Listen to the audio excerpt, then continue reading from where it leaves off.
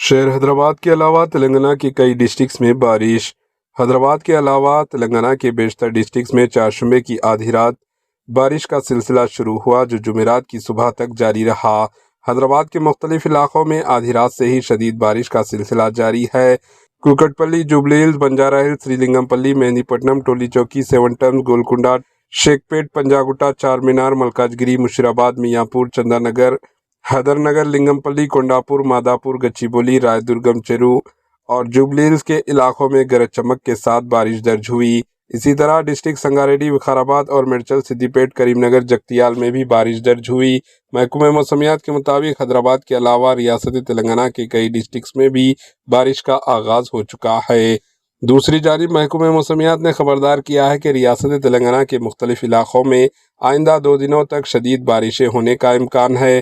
तेज हवाओं के साथ 40 से 50 किलोमीटर घंटे की रफ्तार से गरज चमक और आसमानी बिजली गिरने के इम्कानात भी बताए गए। Bureau report, AHN news.